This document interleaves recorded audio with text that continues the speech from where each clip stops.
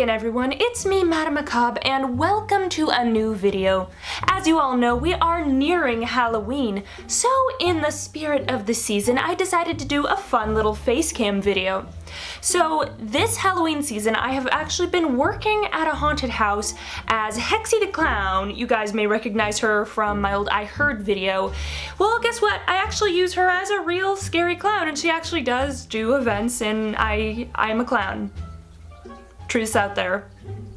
Anyway, during my time working at a haunt, I have encountered some various interesting types of customers going through our spooky little environment. And regardless of whether you yourself also work at haunts or you're just curious about it, you might find hearing about these different types of people interesting, given as you're probably one of them, if you have gone through any haunts. Well, over the course of me working at the haunt, I have noticed that there are approximately 10 different subsets of people that go through said haunt. It's quite interesting, and I hope you guys will enjoy this video, whether you work in a haunt yourself or not, or are just a haunt goer. But it'll be interesting to see what you yourself fall under. So without further ado, let's get into the 10 types of haunted house goers. Starting off the list, we have what I like to call the betrayers. So generally when you go through a haunt, you're not allowed to go in a massive group. We generally like to max it at about 4 people. So you'll have this group going through, and inevitably there's going to be one person who is the most scared in this group. Well, the betrayers, they will smell the fear on their unfortunate comrade, and in order to save themselves, they will throw the most terrified of their group at the mercy of the actors in the haunt. So generally when they're coming through our set, we'll see people, they'll all react in fear, but we'll see the one scream, and they'll kind of just like push the most scared person towards the monsters, or they will be a little more sly and they'll be like, get them, you know, kind of throw their friend under the bus. And then of course, if their friend is the one that's freaking out and screaming the loudest, that's going to be who the actors focus on, because let's just be honest, it's most fun to scare people who are scared. Have you ever been guilty of sacrificing one of your own to the monsters of a haunt? Number 2, what I like to call the loudmouths, or the cool guys. You know, the ones that go through the haunt and you can tell they're scared, but in order to hide their fear and appear like they're cool and they have it all together, they have to run their mouth incessantly. And it's never fun things. I've got no problem with someone going through the haunt being like, oh my gosh, this is so much fun, wow, look at that, look at that. No. These are the people that go through the haunt, you come out and scare them.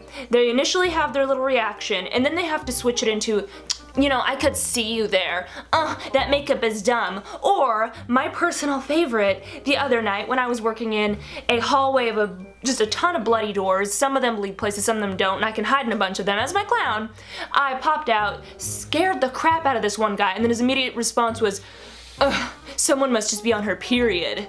And you know, that is just the pinnacle of humor, you know, oh, make a period joke. So funny. Like, if that makes you feel better going through a haunt, sure, why not? Just know that once you leave the room, the rest of the actors in the area aren't gonna think too highly of you. You're not making us think, wow, what a cool guy. We're thinking, now that's what I call edgy. After the loudmouths, we have the tough guys.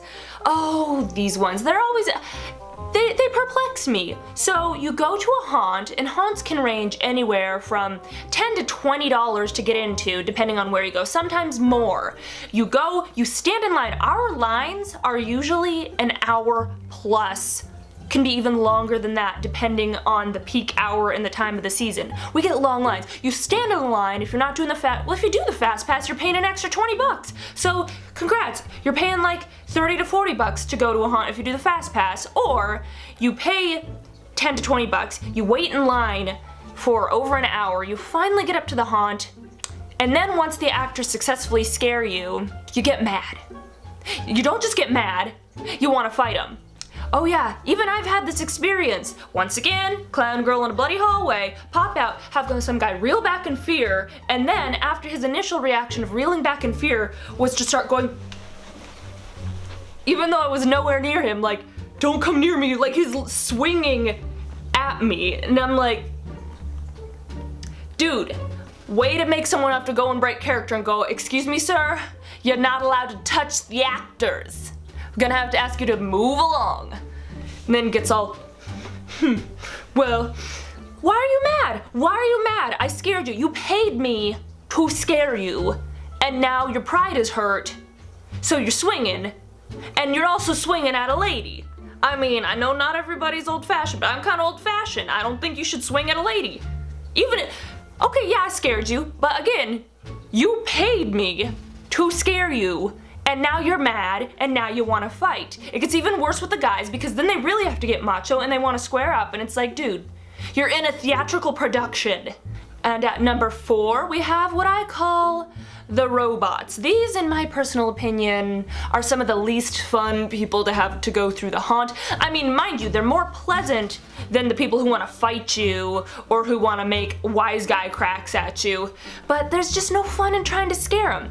The robots, they're the people that go through and they have no human emotion or regular responses to anything going on. It's like, it's completely blank. Nothing you do or say is affecting them in any way. It's really bizarre. I've had people go through where they're just going through the haunt and they're like things are popping out, jumping out, things that would normally scare people, and nothing. There's no change on their face. It's really weird. I had it the other night. I wasn't in the hallway. I was running the chainsaw. Yeah, I clowned with the chainsaw. It was a good time. Jump out. Most of the time when I'm the chainsaw wielding clown, people either jump sky high then run, or they just scream and tear out of there. This couple comes through. I didn't hear them coming because there was no screaming, there's no reaction, no talking, nothing, they're silent. They come into my area, I kick the door I'm hiding behind, and I start revving the chainsaw at them. No joke, they just go, huh, and then walk out, and that's the end of the haunt. Wow. Man, it's gotta be aliens, I don't know.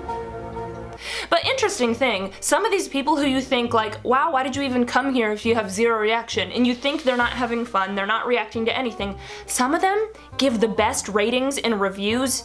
Like, you think they had a horrible time, then they go onto the Facebook and they leave you a 5-star and say it was an amazing, wonderful time. These people who acted like, you know, no emotion, and then they're like, that was amazing. They talk to the owner at the end, they're like, yeah, great haunted house, I loved it, had a great time. Like, I'll take it, but I mean, aliens. Number 5, I call these ones the see no evil, hear no evil. See, these ones, much like the robots, you can't really get a reaction out of them, but it's not because they're just like aliens with no human reactions. These are the ones that they are intentionally blocking out all their senses. They close their eyes tight, plug their ears, they usually go through with their head down like this, and just shuffle along in the middle of a train of their group. They're not seeing or hearing anything, they're just being guided by their family. And I, for the life of me, cannot figure out why you would pay. Haunted houses are not the cheapest thing to do as a big group. I mean, if you're just paying for yourself, yeah, but if you're part of a family or somebody's treating your way, it's not the cheapest attraction usually, unless you're doing a free one. Haunted houses, the professional ones, are not cheap to go through. So again, just like I mentioned before, long lines, you have to buy the ticket, you do fast pass, whatever, and then you paid the price, you waited the time, and now you're just covering your eyes, plugging your ears, you're not experiencing any of it. And I know some people may go, oh, but their friends could have forced them. That may be the case in some haunts, but let me just tell you, our haunt has this little thing called the chicken coop. Basically, you can wait in this little barnyard setup we got that looks like a chicken coop. You can sit out there and wait till your group finishes the haunt and they can come back and collect you like a lost child. So we do have an option. I mean, generally if people are so scared they don't want to go in, they'll take the humiliation of sitting in the chicken coop.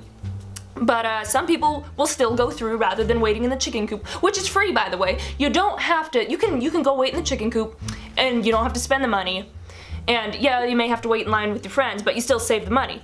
Why pay the money, wait in line to go in and just like block everything out, be miserable? I mean, these people, I feel bad because like, I know that if they were to look up and see something, if they're reacting this way, I know it'd be this easy to traumatize them. And while it's fun to scare people, I don't want to legitimately give someone psychological issues, you know? So I don't get why you folks even go through a haunt in the first place when there's an option to sit it out, but oh well, I won't complain. I mean, it's still revenue, so eh. The sixth type of guest we get is what I like to call the sadistic parents, and that should be pretty self-evident in exactly what it is. People who bring their children who are far too young to be going through this type of haunt, and they just bring them on through. See, here's the thing. The haunt I work at, it's an adult haunt. Kids are allowed to go through. Again, the boss, he don't care. There's no difference in children and adult prices. So a ticket's a ticket, it's still revenue. Like, if you choose to go through, you choose to go through. There's no age restriction or whatever. But you still shouldn't, morally and ethically, I think, bring your kids that are very small. Again, there's a lot of disturbing stuff going on in haunted houses. You know, blood, gore, torture stuff, monsters, clowns with chainsaws, things that would psychologically mess a small mind up. You know, the usual. But no. I guess these parents are just more entertained by the idea of seeing their child scream than, you know, the general well-being of the kid. Just the other night, I felt bad because I was being chainsaw clown, and this woman had this kid who looked like he was a toddler. He looked like he was maybe 3.5, 4 years old, tiny little guy, and he was petrified. And so I took it easy. I didn't chase them out of the haunt like I usually do with my chainsaw, but the first thing going through my mind is that poor little kid is gonna be messed up for life. Why would the mother do that? Why would I mean, you do what you want with your kids. It's not my place to tell you that. I'm just saying, if I was a mother, I'd be waiting until they were at least a little bit older before bringing them to an adult haunt. At that age, they should be trunk or treating. Come on. Nah, Billy will be fine. It's just the Texas Chainsaw Massacre. Number 7, which is often the bane of many female haunt workers, the Romeo. Oh yes, these creeps infest all manner of haunted attractions this time of year. The ones who, much like the cool guy who needs to say stuff to make himself feel better, these guys, instead of just saying dumb jokes and saying, I'm so cool, oh this looks terrible, oh I'm so cool, these guys get really creepy. They immediately start hitting on you when you're in character. When I was in the bloody hallway, had some creepy guy almost get me pinned against a wall where I couldn't escape. He was like leaning over me, being all creepy. He smelled bad, and he's just like, oh hey baby, I bet you're hot under that makeup. Ooh, you look kind of like Harley Quinn. First of all, screw you. Not every clown that has pigtails is Harley, okay? But I digress. Security had to come in and chase this creep away. Don't do this! I'm sorry, but again, you don't need to make yourself feel cool and edgy and all this stuff. You're in an attraction. Don't bother the actors, they're just doing their job. We're not interested. Go away. Moving along to number 8, we have the drunks and the winos. These people are kind of a mixed bag, as you can expect. Some people who are drunk go through and they are a blast. They scream, they overreact, they run into each other, and they're just a good deal of fun to mess with. But then you can also get the ones that are gross, overly touchy, that stretch into the Romeo territory, and having a smelly drunk guy hit on you is just as bad as a not drunk smelly guy trying to hit on you. It's a mixed bag. We get a lot of it the later it gets in the night, and sometimes it's fun and sometimes you have to have security on standby, but I guess it's just a danger of the profession.